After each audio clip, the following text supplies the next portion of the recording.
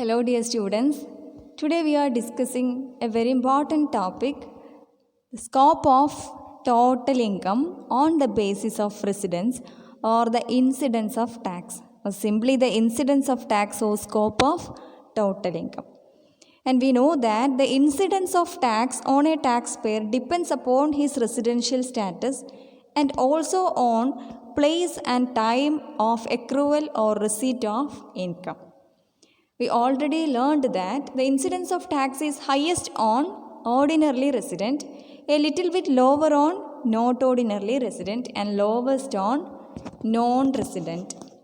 So, who is an ordinarily resident or not ordinarily resident? All these things we discussed. You know what are the conditions to be fulfilled for becoming an ordinarily resident or for becoming a non-resident. The incidence of tax of different SSCs according to their residential status is given as a table here. And here we discuss 4 important items and the taxation treatment of these 4 important items on the basis of the residential status of that person. So first item is income received or deemed to be received in India in the previous year. If an income is received or deemed to be received in India in the previous year, all the words are important. In India, in the previous year, right? So, which is taxable for all the categories of SSCs, ordinarily resident, not ordinarily resident, and also for non-resident. Second one is income which arises or accrues or deemed to accrue or arises to the SSC in India in the previous year. Income arises or accrues or deemed to accrue or arises to the SSC in India in the previous year. In that case also, which is taxable for the 3 categories of SSCs. So these are 2 Indian incomes which are taxable for ordinarily resident, not ordinarily resident, and also for non-resident.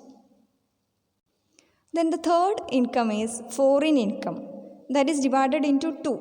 First one is income which accrues or arises to the SSC outside India in the previous year from a business controlled in India or a profession set up in India. Here also all the words are very important. Income which accrues or arises to the SSC outside India. Outside India, the income is accruing from outside the country in the previous year from a business controlled in India or a profession set up in India. In that case, that is taxable for ordinarily and not ordinarily residents. For non-resident, it is not taxable. Clear now? So that is the first foreign income. Second one we can look now.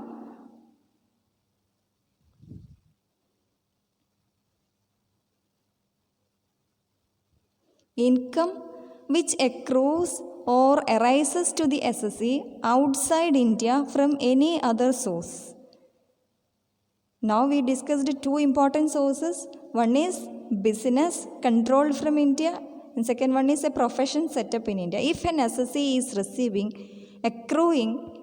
getting some income from any source other than these 2 sources, business or a profession, in that case, it is taxable only for ordinarily resident.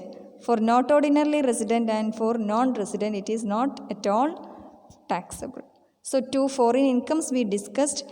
And the fourth item is income accrued or received outside India in earlier years but later on remitted to India during the previous year. The situation is clear now. Income accrued or received outside India not during this previous year, that is in earlier years, but later on that is remitted to India during this previous year. In that case, which is not taxable for the 3 different categories of SSCs. So this is the table which shows the taxation treatment of different incomes on the basis of the residential status. So that is so important. You have to learn it, you have to by heart it, Then only you will be able to do with the different situations. Right.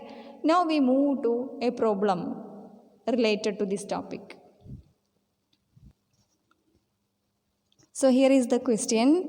Following are the particulars of taxable income of Sri Harinarayan Arora for the previous year ended 31st March 2020.